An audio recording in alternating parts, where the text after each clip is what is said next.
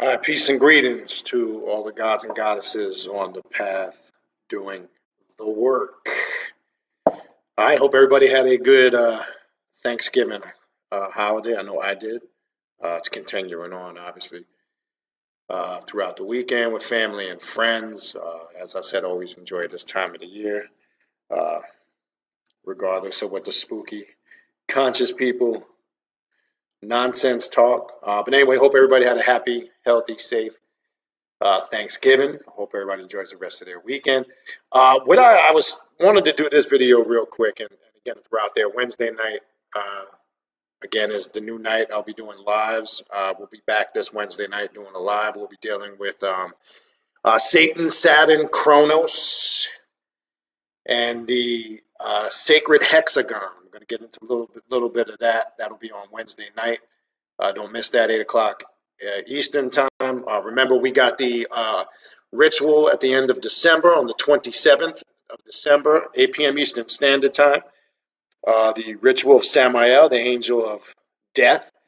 It'll be a ritual dealing with the harmonization and understanding life and death and how they're connected, those energies anyway, simultaneously. If you're interested in attending that ritual, please send me an email to request an invite.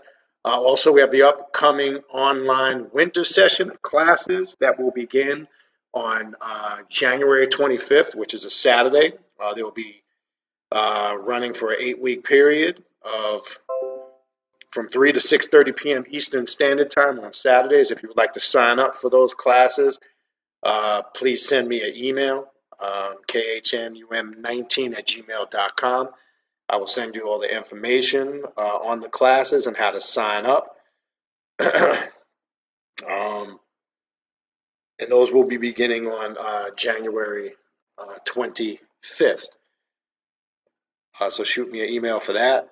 Also, if you are interested in a consultation or a reading, and I'm also offering now just for the month of December and January, it's the only 2 months I do it for. If you are also looking to do a yearly forecast reading, which deals with your outlook and things you can expect to look forward to in the upcoming year, it's a detailed forecast of what to expect in 2020. If you're interested in that reading, specify. If it's just a regular reading or a consultation, please specify.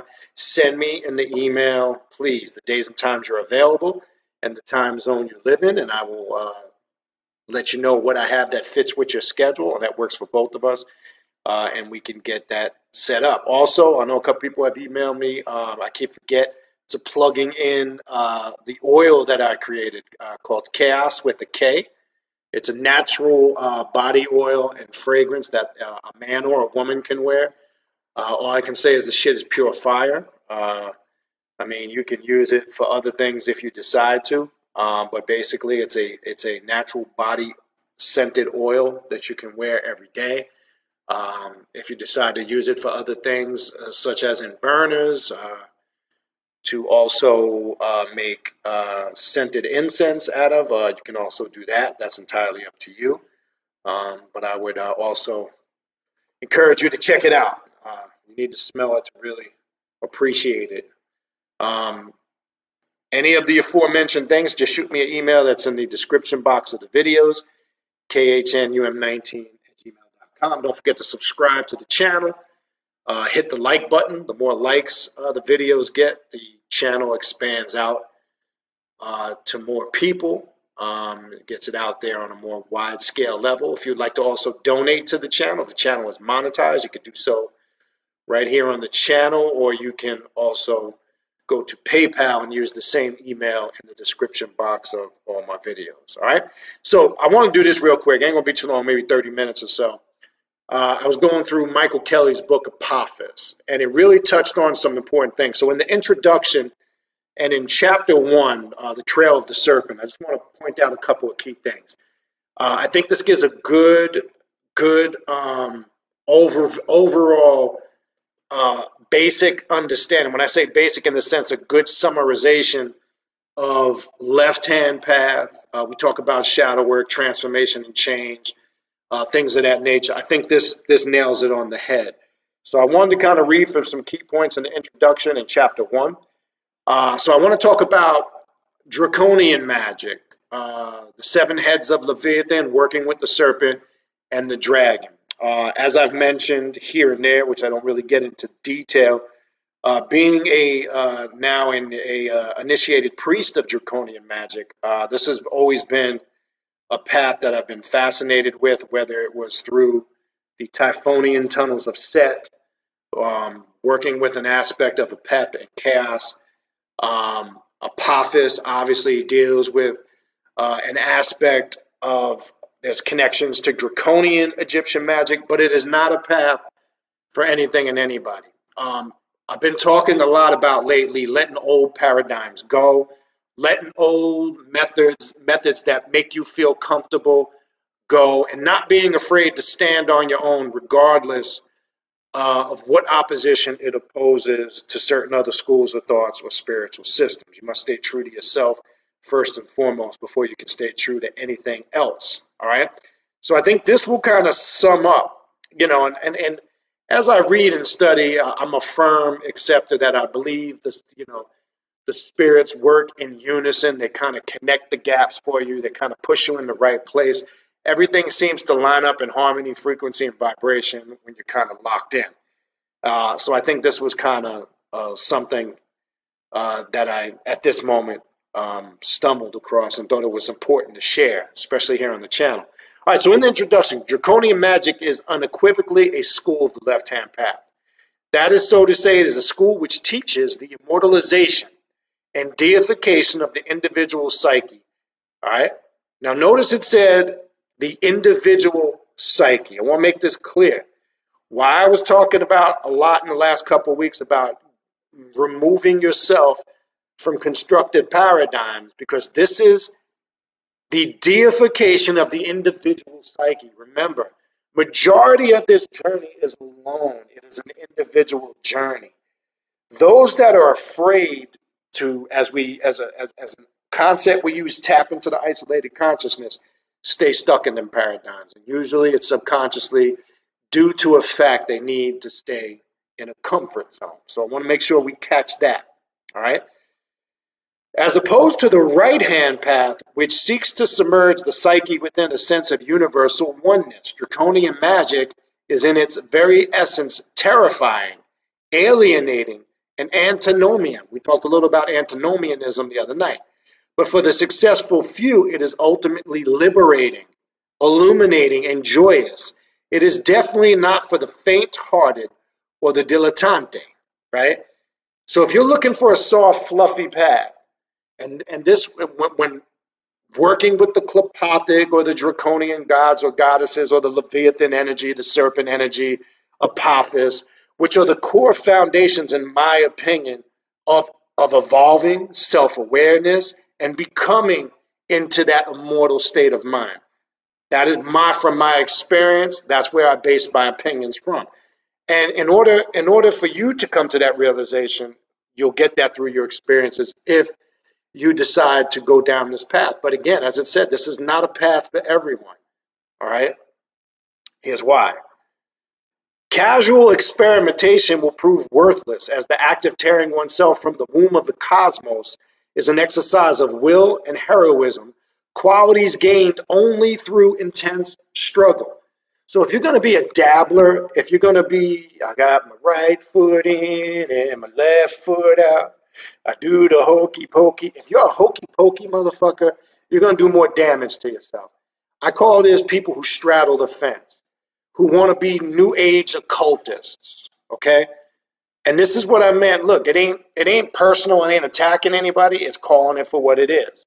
We got a lot of hokey pokey, put your left foot in and your right foot in out. They want to be left-hand path, dark magicians, but then they want to be Oshun and Ogun and Obatala and Ifa and all the other comfort zones that they've acquired over their years of travel, okay? Doesn't work like that. So you can't be a dabbler. You can't experiment with this. It doesn't work. It can actually do more damage, all right? And notice you use the word, you only gain results through intense struggle. There are periods that you will struggle with this, okay?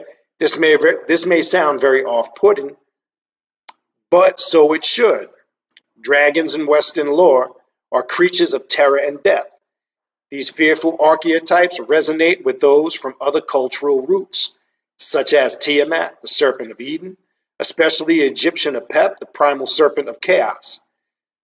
This book takes the symbolism of seven-headed dragon of antiquity and instructs the reader how to awaken each of these heads within his own psyche until he becomes a magical dragon, a god in essence.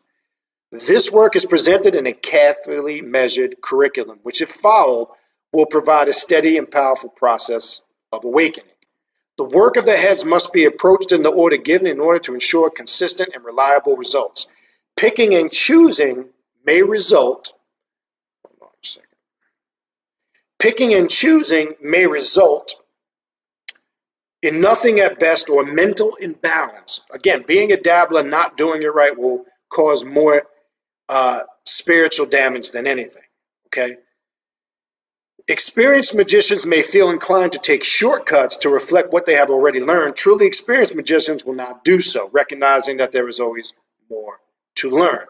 The teaching codified in the book are derived from my experience as a past Grand Master of the Temple of Set's Order of Leviathan, and were further developed in a later independent order of Apep.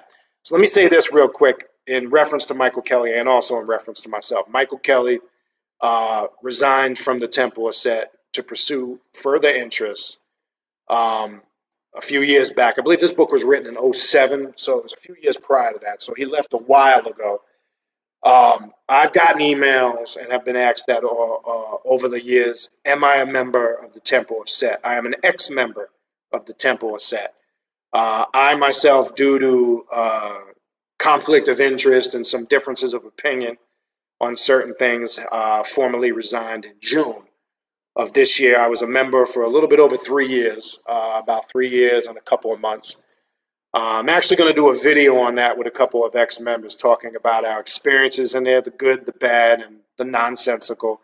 A lot of good things in the Temple of Set, but a lot of garbage things. I'm not even going to sugarcoat it. A lot of structure and personal ideologies that I feel are enforced on individuals, which came later on. But outside of that, I did get a lot of good experiences, especially with my recognizing priest, which I'll talk further about in another video. So Michael Kelly is also a former member of the Temple of Set, and he left to pursue starting his own independent order called the Order of Apep. Again, this is the Apophis book that he has written a few years back. I believe it's 2007, somewhere between 2005 and 2007. I can't remember. But I would recommend you get this book if Draconian Magick is one of your areas of interest, right? They have been tested by many strong initiates over many years and are proven efficiency.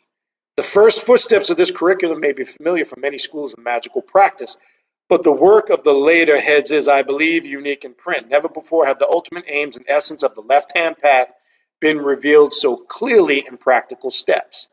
To those who will plumb the abyss of the reptilian mind, awaken the fire serpent, ultimately see through the eye of Leviathan, I salute you. All right? That is the introduction. Now I want to go to chapter 1, the Trail of the Serpent, and just finish up with what is Draconian Magick, have a brief discussion about it, because it is a vast path. Working with Draconian gods, the Draconian aspect of Sekhmet, Hecate, working with Lilith, Samael / Lucifer, Belial, Set. This is a lot of intense energy and work. These are not energies that are docile and weak. Especially, you have an aspect in Draconian Magick, whether it's through Set Typhonian tunnels or tunnels of Set in general, which I'm going to talk a little bit about that, the god of darkness. I'm going to just briefly get into this, as Michael Kelly describes in his book, the 7 heads of Leviathan, how he breaks down those 7 heads into personal work for yourself. The best way I can describe, to me, yes, I've had some very painful moments working with this system, joyous moments, intense struggles, ups and downs. It's definitely not an easy path. It's not a path for the weak, and it most definitely isn't a path for the watered down occultist / dabbler experimenter. It's going to fuck you up.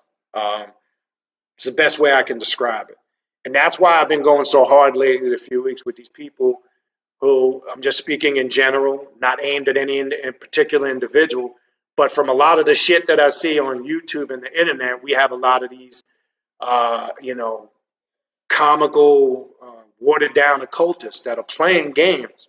And really the only person they're playing games with is themselves, right? And we have to be careful if you follow some of these people. You shouldn't follow anything or anybody personally. But when you start following some of these individuals, that, artificial approach can start filtered down to you and affect you on a multitude of levels, all right? Chapter 1, The Trail of the Serpent. What is Draconian Magick? Draconian Magick is, by definition, magic fueled by the symbolism and energies of dragons. Although today dragons tend to be relegated to fantasy novels, usually trilogies, of course, or fantasy cinema, their mythological roots are deep and dark. I suspect that most people with a fascination for dragons today have acquired it through fantasy rather than myth. This is not always a bad thing. Tolkien's smug stands upon firm and recognizable mythological roots, for instance. And the serpents who slither through Robert E. Howard's Conan stories are truly bearers of the helm of all. But many of the dragons of popular fantasy are far removed from the draconian spirit, becoming just another monster in fictional menagerie. The journey of rediscovering the true essence of the dragon is an uncomfortable, I want to be clear in this, is an uncomfortable and terrifying experience for the most contemporary people, cruelly displaying aspects of their own selves they would rather not acknowledge. Let me put this on a stand. I'm starting to get annoyed trying to prop it up like that. Hold on. Let me,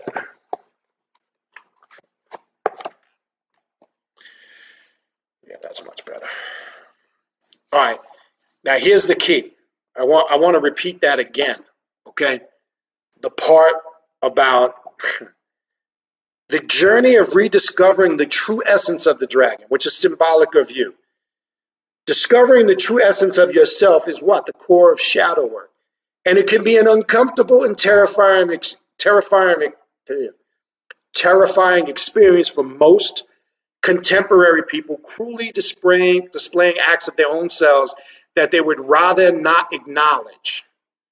See, most other paths teach you not to acknowledge the fucked up things about yourself, your weaknesses, the aspects about yourself that could be damaging, your behaviors, how you exercise your will, the choices and the decisions you make, all those things that shape and make up the real you, right? We're taught sometimes to suppress those weaker things, not address them head on. This can be a terrifying thing if you try to not acknowledge it, right? But self-knowledge and self-integration are the only true keys to magical wisdom and magical power. What are the keys to true magical wisdom and magical power? Self-integration, not integration by following somebody else to the letter, not integration by becoming a part of some group or organization, and think by becoming a full-fledged member only, that's going to give you the key to your personal salvation and growth. No. Doesn't mean certain orders and spiritual groups can assist in your journey, but it's not going to be the push that's going to get you to where you got to go if you're not doing the work yourself, all right? Draconian lore and practice are rarely found in any of the published books on magic. There's not a lot of publications out there that speak on Draconian magic. There's some.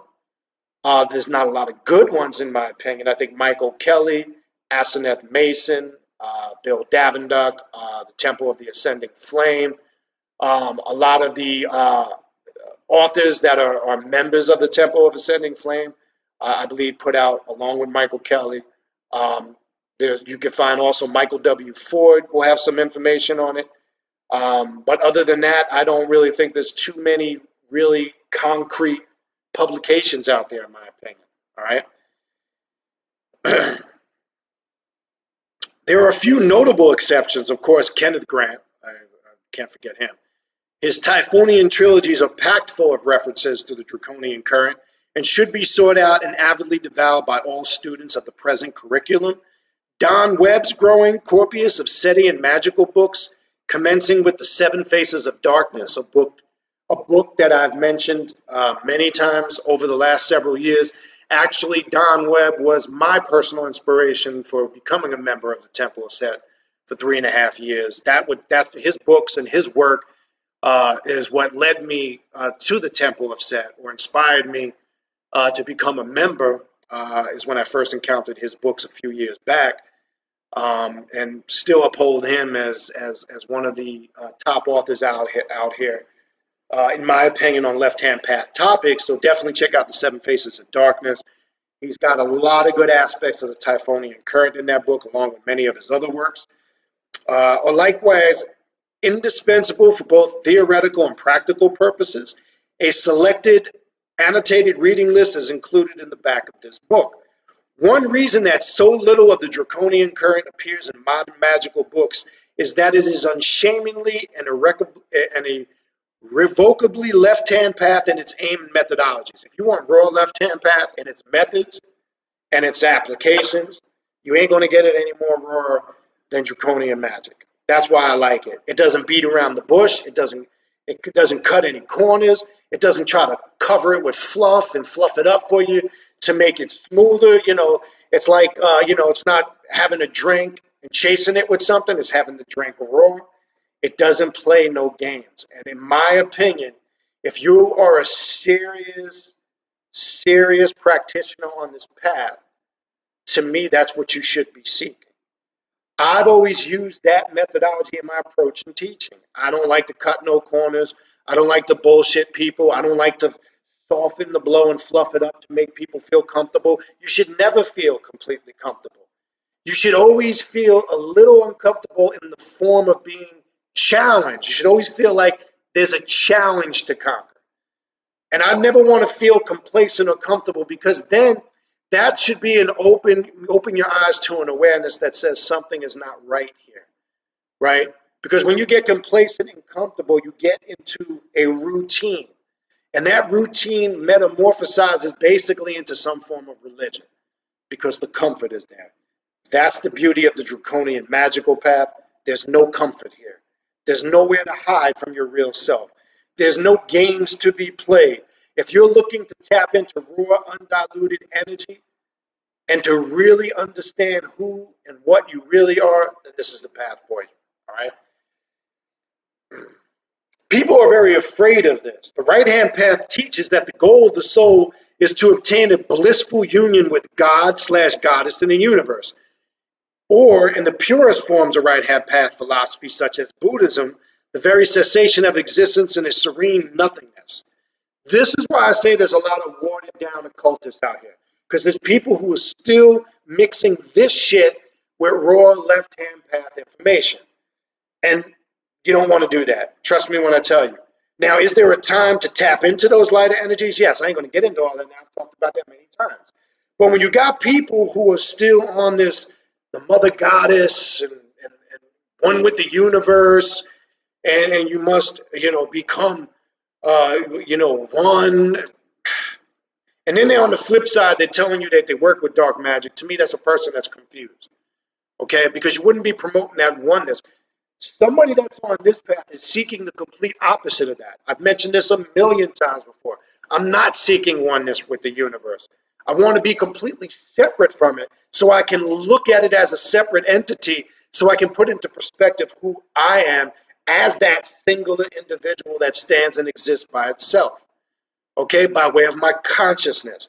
I'm going to be talking about some stuff in the future, how your each person's individual consciousness carries a certain frequency and vibration and energy, and how that consciousness is manipulated by your thoughts and how it changes. I'm not going to get into that now, but this is what this is talking about. If you're not an individual that thinks on that level, then you are a watered down, fluffy occultist. Be with all that mother goddess new age stuff, and I am a god and one with the universe, and blah, blah, blah. That's not what this path is about, all right? The left-hand path, in contrast, champions individual existence. It champions it. An ultimate self-deification as its goal. What is the goal on this path? Self-deification. deification, apotheosis. We talk about this all the time. Antinomianism, right? We talk about this. The universe is not a thing to lose oneself in, but a magnificent arena for play in which the self may express and develop its own unique and indissoluble essence in an ever-expanding cycle of remanifestation. You should be remanifesting every aspect of yourself. That's why you come on this path. Because everything that's you've manifested up until this point, or everything that's been indoctrinated through you to manifest, needs to be remanifested, reintegrated. And the only way you get an understanding of that is understanding the true essence of who and what you really are. Okay? The first thing that the initiate learns, however, is that he knows next to nothing of himself. And I've said this a million times before. The only thing that's real is you. Think about it. Anything that's not connected to you, you really can't confirm exists. Because whatever it is you believe exists, you only believe it exists because you've confirmed on a personal level that is connected to you in some shape, form, or fashion. I don't care if it's something you heard, something you read somewhere, or something you experienced. So in reality, the only thing that is real is you. And the quicker you understand that, well, you say, what about my mother and father? You say that because you confirm genealogy-wise you came through the birth canal of your mother. And if you had the privilege to be told or met your grandparents and great-grandparents and auntie and uncles and the bloodline on both sides, they have become a reality to you. But still, it's connected to you still, whether it's spiritually, mentally, or via DNA. So really, the only thing that exists from you, and you as a god or a goddess, everything proceeds from you, okay? That's the difference. That's what self-deification is, all right? The personality is a hodgepodge of parental and societal conditioning, indoctrination. I talk about this all the time. This personality or this persona we try to live every day, that how we want people to see us as. It's an illusion. It's the illusionary self. It's the veil we put over ourselves to mask who and what we really are. It's a veil to cover our insecurities and our fears, all right? Shaped and reshaped by the media, advertising, and selective education. The first task for the student are to strip away the accretions to finally reveal his own unsullied central core. Remove the veil, the illusions. The process of self-revelation is the first opening of the eye of Leviathan. Learning to see things, and particularly oneself, as they really are. Even the first realization is difficult and time-consuming, much harder work than the majority of modern people, and certainly the majority of occultists are prepared to commit themselves to.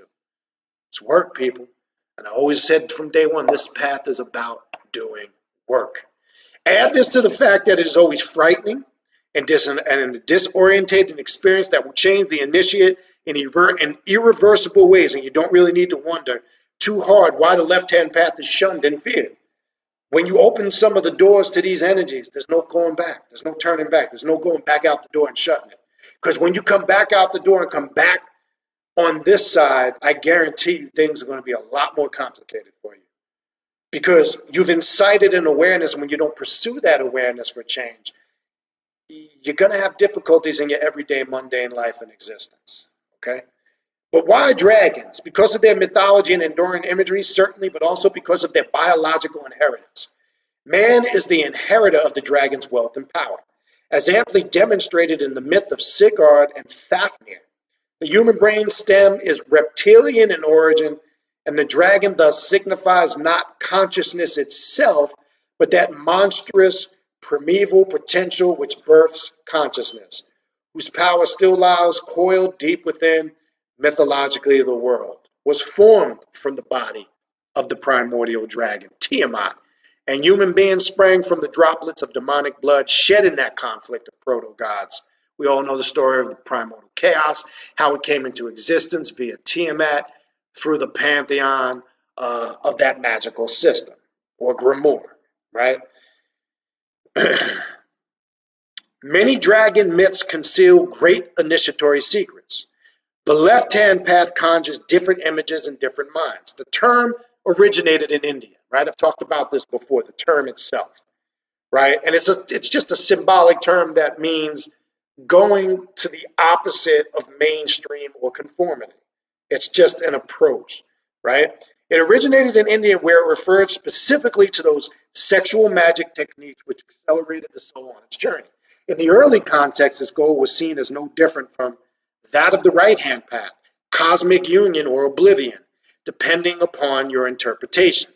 The difference between the paths lay in the sexual methodology, in the deliberate breaking of social and moral taboos to free the soul from its enthrallment to orthodoxy and the emphasis it placed upon the female. The left-hand path offered a much quicker but much more dangerous route to the top of the same mountain because it removes all the fluffiness. It removes all the nonsense and the bullshit that's a waste of time. But it can be a very intense influx of energy at a very quick pace and speed. And sometimes people jump in and they don't really understand that. So it's skipping all the bullshit. So sometimes when you dive right in, if you're not prepared for the intense change it's going to bring, it can become very overwhelming. I think that's where some people struggle. All right. The term evolved with time and cultural changes while retaining its underlying qualities and methodology. In the Victorian era, the phrase had passed into the West via Blavatsky and her writings, and the gentlemen and ladies of organizations such as the Hermetic Order of the Golden Dawn would mutter about it under their breath with dire warnings, equating the left-hand path with black magic. It is not difficult how such sexually explicit practices were regarded in those straight-laced times. Aleister Crowley, without doubt the most renowned magician of the last century, is often termed a black magician by the ignorant. Indeed, he was sometimes claimed to be one himself when the mood took him. But Crowley's philosophy and practice are contradictory in this respect. In his writings, he seems ardently right-hand path, but his huge ego and zest for life marked him to the left. I felt this, and I, again, still am an active member of the Order Templi Orientis, OTO, the Grand Lodge, not so much active on a local level anymore.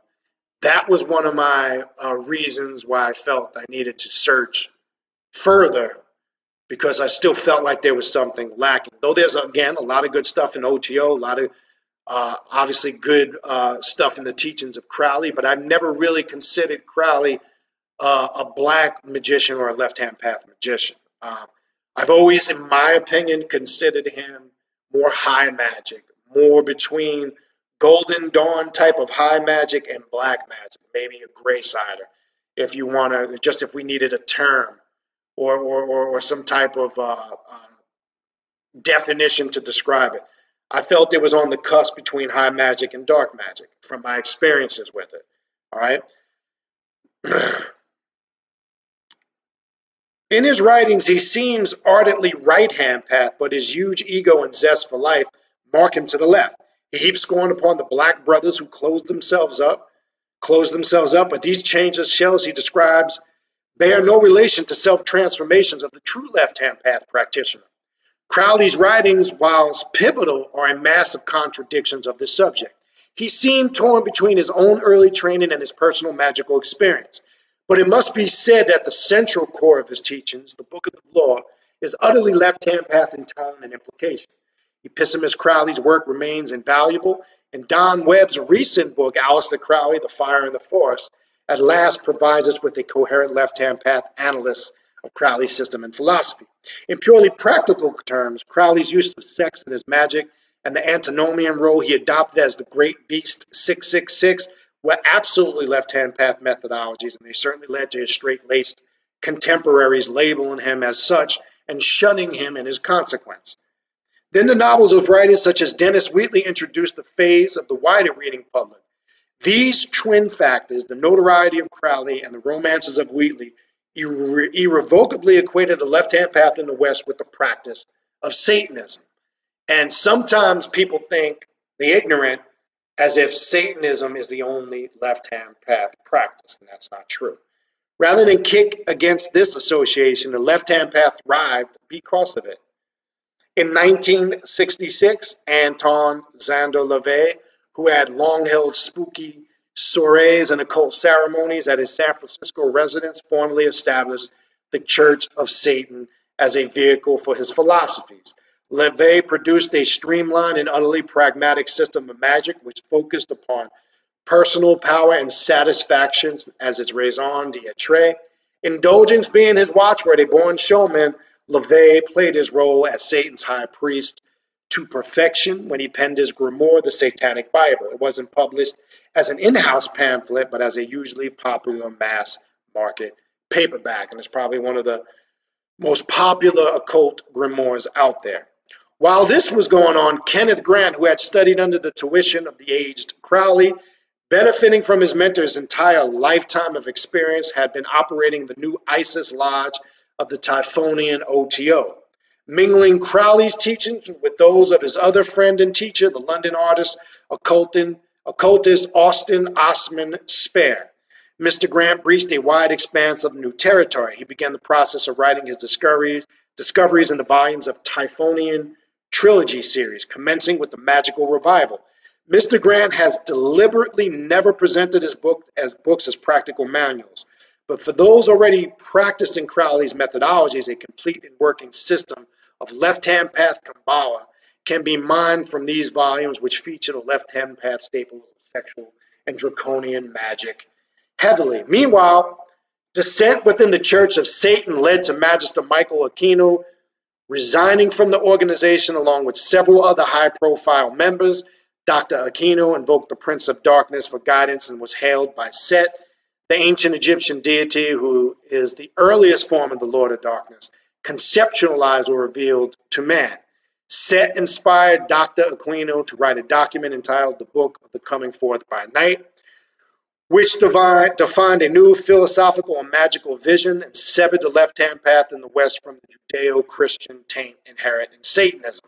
The Temple of Set, founded in 1975, remains one of the foremost global initiatory schools of the left-hand path today, and I think that's a matter of opinion. A full account of left-hand path history and philosophy up to this point may be found in The Lords of the Left-Hand Path by Stephen E. Flowers. All right. I'm going to skip some of this other stuff. You can read some of that on your own. And again, whether it's the Church of Satan, the Temple of Set, OTO, Order of the Golden Dawn, I think they all have something to offer, but they shouldn't be the tell-all, the be-all. I don't think any particular order out there that exists has the answers or the know-all on everything. I don't care if it's the Temple of Set. I don't care what it is. Church of Satan. I do believe you can get a lot out of those orders, but I do believe it gets to a point where the initiate has to separate himself from being affiliated with any of those things and design a unique path for themselves that they lay out for themselves that can't be given to them being part of any type of spiritual order. That's just my opinion. I think what tends to happen with a lot of these orders, they tend to, in ways, whether it's very discreetly or subliminally, attack and tear down other orders, and I've seen that in all of them. And I'm saying that from experience, being members in majority of those orders, minus the Church of Satan. I was never a member. But the other aforementioned, I saw that on a multitude of levels, which I think is kind of comical. And again, I will be doing, next week, I will be recording a video with myself and two other ex-members of the Temple of Set, so you can get different perspective. We're going to share some of our experiences in that period, up until that 3.5-year period, and I'll explain in depth a little bit more on my reasons for leaving. And again, it's not going to be a video to tell people to join or not. If you decide, that's your choice. But it will be a video getting straight to the point. I'm not going to cut no corners. I'm not going to, soften blows. I'm going to tell it like it is from my own experience. I really couldn't care who likes it or not. That's irrelevant to me. But I will get straight to the point about it. And again, if anybody is interested in joining any of these orders that are mentioned here in Michael Kelly's book, that's your own personal choice and opinion. So myself, and I'm sure Michael Kelly or anybody else will tell you the same thing. Their job isn't to tell you what you should and should not do. That you need to draw that conclusion. I can only speak for myself, but my job is to tell it like it is. I'm not interested in, again, trying to fluff it up and package it to present it comfortable. I can only share what my own actual experiences were. All right. So what I want to skip to now,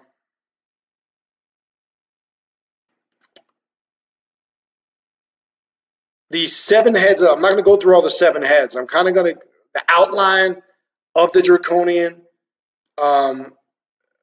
path via the 7 heads of Leviathan. I'm going to go through a little bit of that and finish with the Lord of Darkness. I'm going to finish with that. That's kind of where I want to finish and wrap this puppy up. All right?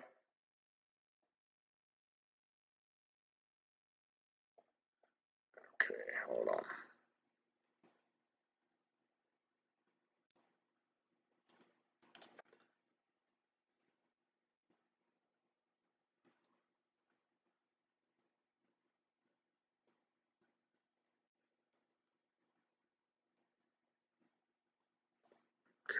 Okay.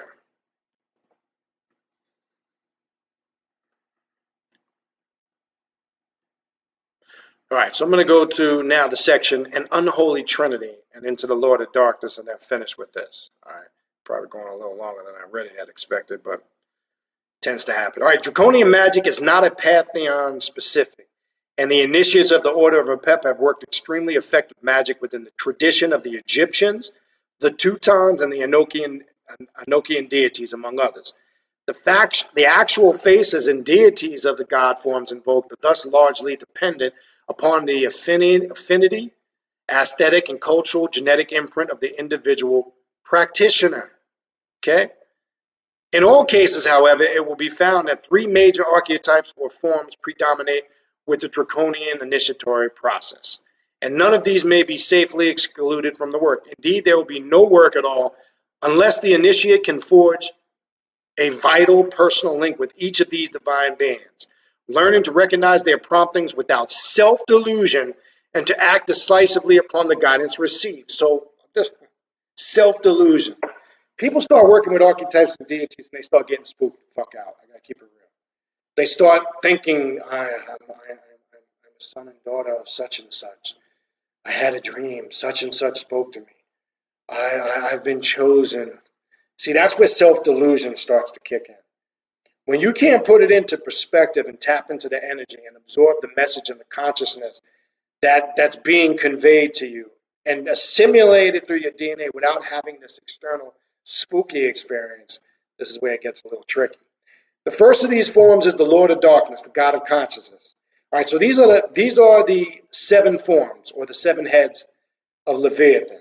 All right, and I'm not going to go through all of them in detail, but I'm going to run them down real quick that Michael Kelly has in his book. And I think this is a good blueprint. Now, again, if you decide to work with this aspect of the Draconian path, I suggest you do follow the order of the blueprint, not for any religious reasons, but for a harmonious, because they all kind of piggyback off each other and work in sequence.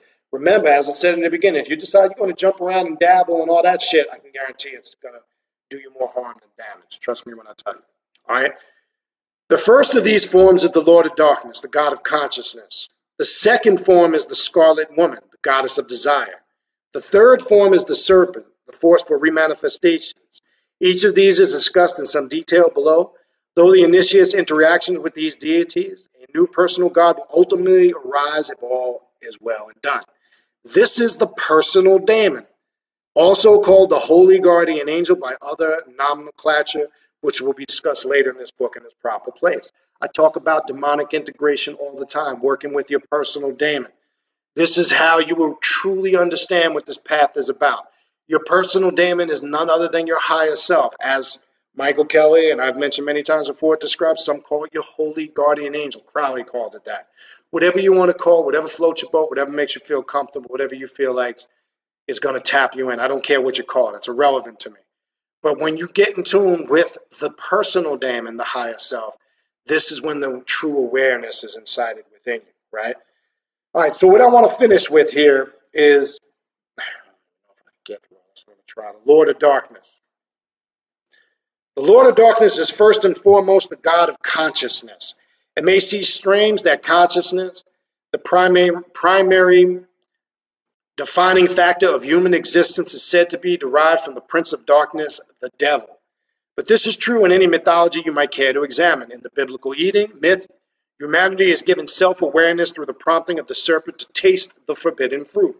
In ancient Egypt, the dread Set was the champion of individuality. the self-willed rebel in structured and inflexible society. He was the God who was against the gods. So if you say you practice, hold on, I'll grab my drink. Hold on, one second.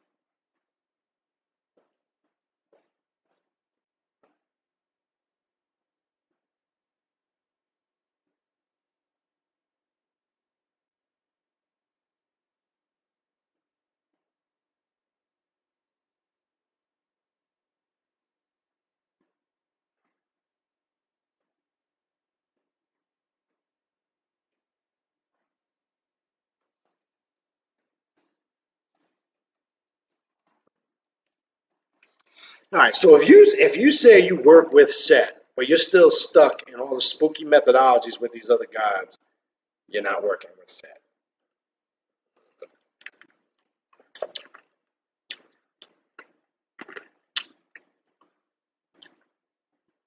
He was the God who was against the gods. In Greek mythology, humans acquired consciousness only when Prometheus stole fire from heaven, a consciousness that the jealous gods never intended mankind to have.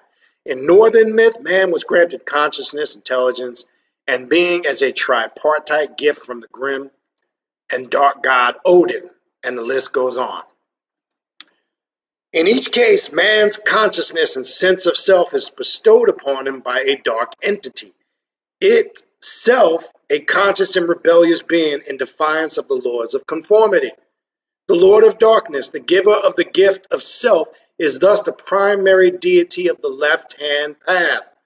Since the purpose of that path is deification of self itself, the exaltation and development of that gift to the maximum degree. In each mythology, it is the gods of darkness who have given consciousness and self-determination to the human race, not these fluffy-ass energies, okay?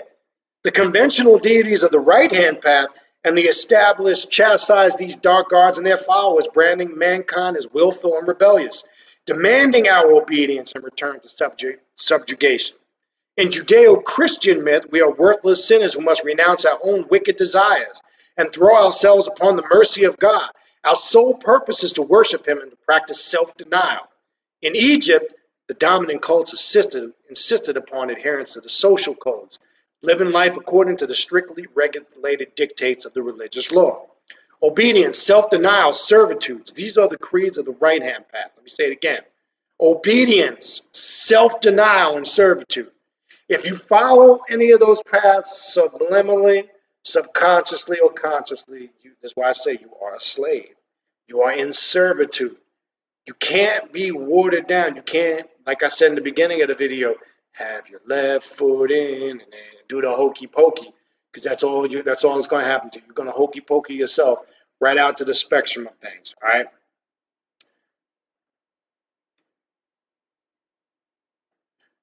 They are creeds of the right-hand path which are present in every majority religion, wherever you may look. They are contemptible and an insult to our own conscious existence. However, the dark gods strike against these attitudes. In Norse lore, Odin slays the monolithic giant Ymir, so that a new and lively world may be born. Notice how all these dark gods do that. They're always destroying something to reconstruct it. Apply that to yourself, right? He infuses humanity with consciousness and ecstasy so that fresh innovations and joys might arise throughout genius. He foresees the need for change in this seething transformative matrix. Ragnarok employs his cunning and craft to ensure his own metamorphosis and rebirth through that change. In Egyptian mythology, three events in particular stand out as we examine Set in his role as Lord of the left-hand path. This is important here, pay attention. Firstly, he is self-created. He is not born in natural fashion, but tears himself out of the constricting room and into manifestation. I talk about this all the time. That's one of the most unique things about the story of Set. He ripped himself from the womb of his mother Nut, right? This is always talked about, right? This makes him unique. This makes him a nonconformist. This makes him isolated and separate from all the other gods. This is a very important concept. Why? Let's continue. He is not born in natural fashion, but tears himself out of the constricting womb and into manifestation. He then bestows his gift upon mankind, granting the spark of individual identity and self-awareness to our species. In the mythology, he becomes the murderer of Osiris, the god of the dead, who stifles creativity and individuality in his confining mummy wrappings. Set effectively slays death itself. So if you want to overcome death in its many forms, Set is the way to go. Not just a physical death, a spiritual, mental, and emotional death, right? Because we can die many spiritual, mental, and emotional deaths, but Set is the one that can resurrect and remanifest you into a greater existence from those things, right? Here's the most important part. Set is not a comfortable or docile God. On the one hand, he can be a spirit of fury and passion, and on the other hand, he may be as cold and calculating as a reptile. He is always himself, never a slave. Anyone that has a set mindset is never a slave to anything or anybody. To humanity, he gave the capacity to rebel against constraints, the ambition and vision to reach for the stars, the will to live as free and passionate beings instead of docile sheep, subjected to the whims of others. Indeed, he placed deep within the core of our species the divine fire of a God, the black flame, that we may have the capacity to become as he is. These things, of course, come at price. The sad but simple fact is that the constricting and choking religions of the right-hand path are a true representation of the hopes and opinions of most people. Notice it says hopes and opinions, not facts. When faced with the infinite expanse of space and the eternal sweep of time, most people are horrified by the realization that their own minds are seemingly also limitless and that an entire universe of imagination and subjective reflection lies within them. The power of creation, the unlimited capacity, resides in the subjective mind. All is mental, mental is all, the universe is mental. The power to understanding the mysteries to creation, to what you might think God is or is not, lies into the power of your subjective. We know greater black magic has worked on the subjective realm of our minds, right? This is where the core power of black magic resides. This is where you make things happen and manifest them, or I should say remanifest them, right? In the face of immensity, their first reaction is to deny it, to run and hide themselves under a rock, terrified by their own freedom and potential. Thus, they seek out and serve gods, right? So the people, when you encounter this realization or awareness on the path, this is what I say, when some people sometimes encounter a point on this journey where they spook themselves out, scare the shit out of themselves, and then they, as it says here, then they seek out and serve gods, priests, and politicians who call them sinners and deviants, condemning the blasphemy of selfhood and compelling conformity, obedience, and comforting narrowness of vision. And inevitably, those who defy these strictures and reveal and revel in their self-awareness and consciousness are labeled heretics and destroyed. Okay, we're almost there.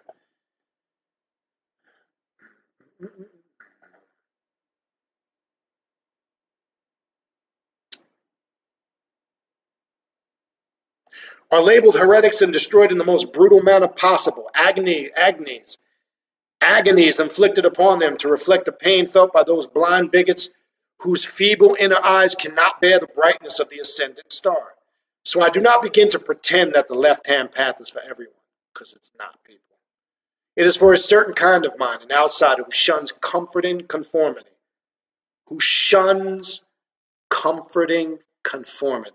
okay? And accepts his own or her own essence as the sole reason for his being. What did I just say earlier? The only thing that is real is you. Outside of that, you really can't confirm anything, okay?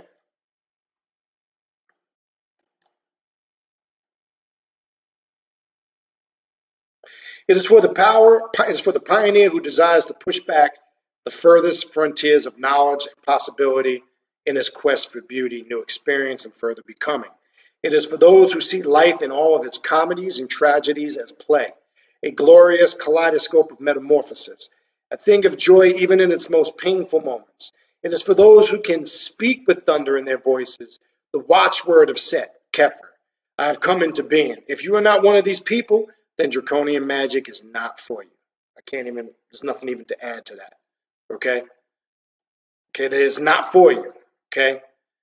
It can only bring you terror and misery. To you, I would say, go on your way and enjoy life and comfort. There is nothing for you here. But for those who rejoice in their identity and their status as self-aware and unique beings, for those who seek to catalyze and actualize the essential selfhood into the ultimate goal of self-deification, for those there is no greater God or role model than Set, who tore himself from the constricting womb, who became an untamed force of war and storms, who ignited the same flame of nonconformity in humanity, and who ultimately slew death itself. In order to focus and remanifest my own personal work, now he says that this is why he resigned from the Temple of Set after a 10-year period, but I retain my status of a priest of Set in my innermost being. All right? Moreover, Set is a God totally divorced from the Judeo-Christian world model. He is not a devil forever subservient to an omnipotent, omniscient overlord who moves in mysterious ways. He is the God against the God of stasis, the one who champions the cause of heroic or indeed anti-heroic individual against the homogenizing mass, and he does so with terrible force. Lust, ecstasy, ferocity. These are the attributes of Set and his priests. But not as debilitating addictions, they are Epicurean manifestations of will, exalting power rather than guilt-ridding wretchedness. Okay, we're almost there, people. Set is not the underdog devil of Christianity. He is the conquering power who will not be constrained. Set is not anti-Christian per se. Christianity is simply irrelevant. It doesn't matter. It's the best way I can put it. We might pause to ask why a being such as Set would bother to bestow the gift of consciousness upon our species. There are two possible reasons that spring to mind. Additional, more complex factors will no doubt occur to you as your initiation progresses, but these initial considerations are the principal pair. Firstly, we might as well wonder why human magicians seek company, why join orders, temples, and so forth. Partly for company, partly for like minds to test our ideas on, who can provide feedback and enthusiasm or correction and criticism when necessary, thus inspiring us to further becoming. Since our own consciousness must by definition be similar to that of its giver, we can presume that Set too desires companionship. Indeed, in Dr. Aquino's book of Coming Forth by Night, Set's initiates are bidden to approach him as they would a friend. The second fundamental reason behind Set's gift of consciousness to our species is to assist him in retaining his own sense of self. Consider a being in Set's position, the universe responding to his will and reshaping itself according to his desire. The universe would become a simple mirror of Set, reflecting and expressing his every thought. He and it would ultimately be indistinguishable. He would lose his boundaries. His sense of self as a separate entity would be gone. In the end, he would inevitably succumb to his inertial sleep, and consciousness would once again be lost. It is by our differences that we define ourselves in order to remind ourselves of who we are and what vitalizes our essence, our wills. And our wills need to meet with resistance with something which is not us and which may be moving at a tangent to our plans, forcing us to adapt and reevaluate. So it is with Set too. He is a warrior who loves a challenge. Now, mind you, these are all things that really represent you. Keep that in mind. Okay? He therefore bestows consciousness upon other creatures as a magical gift. Now, the universe will be pushed and pulled in many directions by many wills, some greater, some lesser, but it will no longer be a simple mirror of Set. Now he may pursue his purposes, striving to overcome conflicting currents, winning through might rather than default. With every action, his own identity is reasserted, and he no longer risks absorption. And the last section, then we're going to finish with this. It is interesting to consider that having instilled consciousness within our species, Set is loath to interfere further. We have been granted the capacity for free self-will, and this gift is all we're getting. If you find yourself in a tight spot, this is important, people. There's no point in calling upon Set to get you out of it. It's not that type of deity. Doesn't respond like that. Doesn't work like that. It's not one of them fake-ass deities you try to pray to invoke and think you're going to get something fixed like that. All right?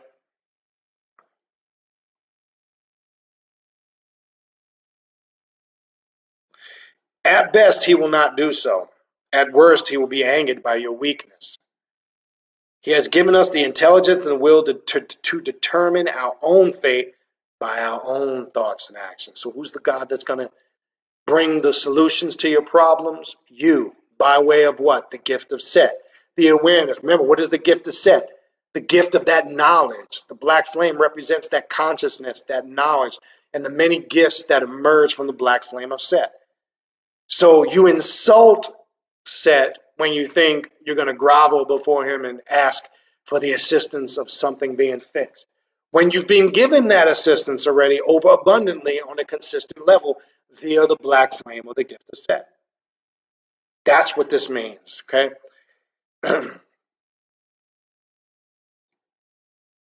This being the case, you may ask, what purpose is there to approaching Set at all? There are two reasons for doing so. The first is a form of bond known only by those who are truly free. It is a bond of loyalty and honor, a desire to openly acknowledge the one who made us what we are. The second is that Set delights in fellowship with those who actively exercise its gift to remake themselves in their worlds. Remanifestation, Kepper, or Kepher, as some say. I've come into the awareness of who and what I really am. I'm using the gifts of the black flame to remanifest myself by way of my own thoughts, my own actions, my own knowledge, my own wisdom, my own understanding. Okay? That's what self-deification or apotheosis is, right? To such he may reveal his own purposes and insights in an exchange of essence, which may ultimately give rise to a new priest of Set, one who may speak with the voice and authority of the Prince of Darkness. This is a touching of souls in which each is enriched by the other, yet retains its own being. And I'm going to stop there, all right?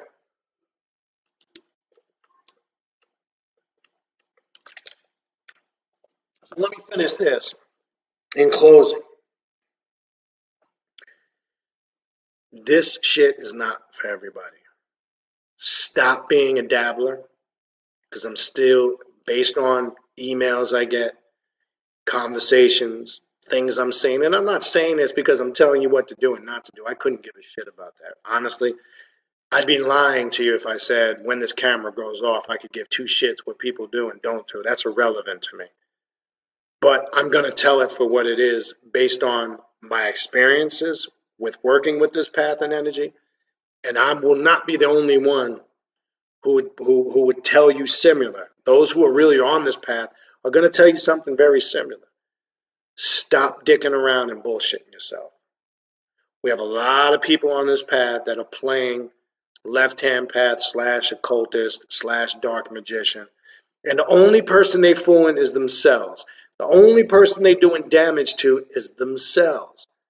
Remember, this can cause, and Michael Kelly confirms, this is why I wanted to read this and go through these excerpts today, because Michael Kelly confirms, if you're a dabbler and you're experimenting and you're doing this shit half-assed, and this really ain't the path for you, it's going to create a lot of imbalances on a spiritual, mental, and emotional level, or as I like to say, disharmony, which can filter out into many other aspects of your life on a multitude of levels. It can turn your world upside down.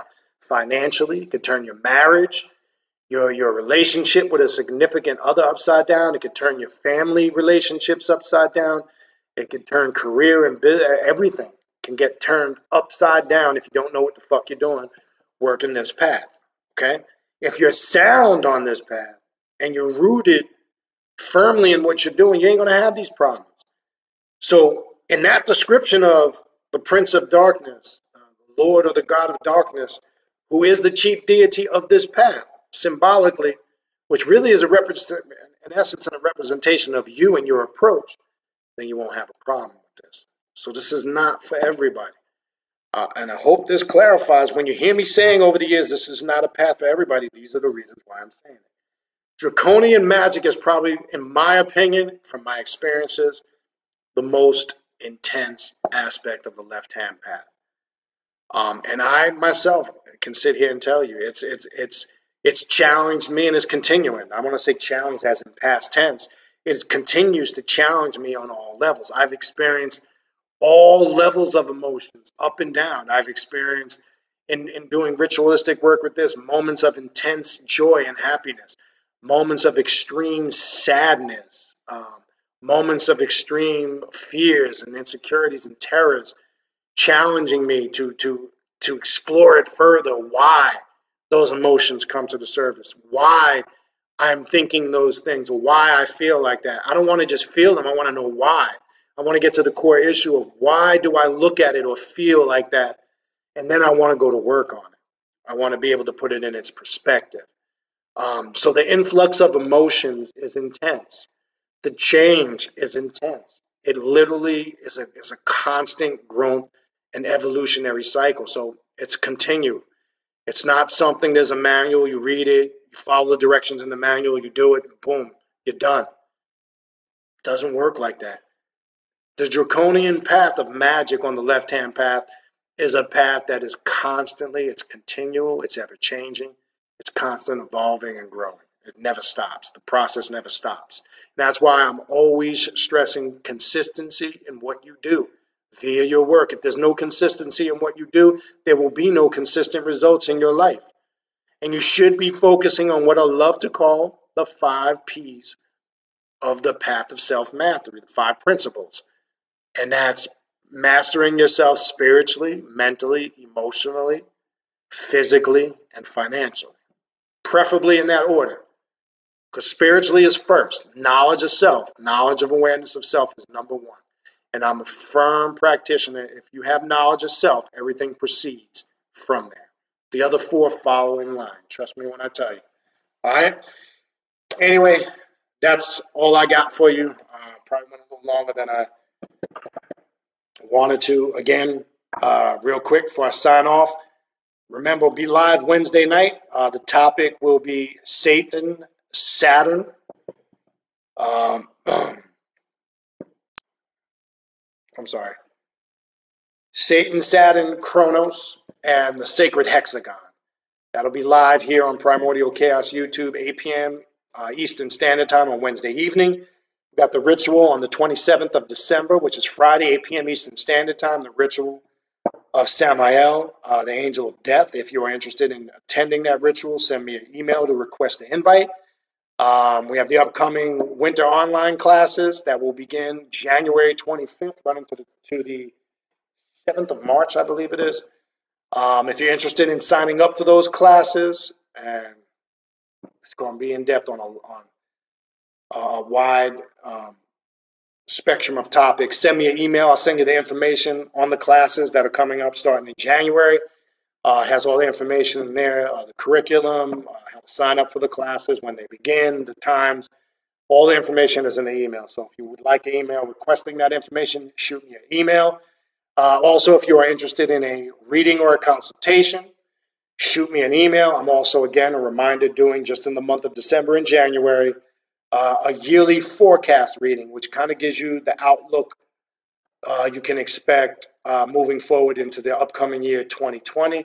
It's a great tool that I've been doing for the last couple of years that people really utilize, and it helps and assists them and gives them some awareness moving forward into 2020 and what to expect. If you are interested in that reading, specify whether it's a regular reading or just a consultation, and specify if it's a yearly forecast reading. If it's not, just put regular reading or consultation and put the days and times you're available and the time zone that you live in. All right?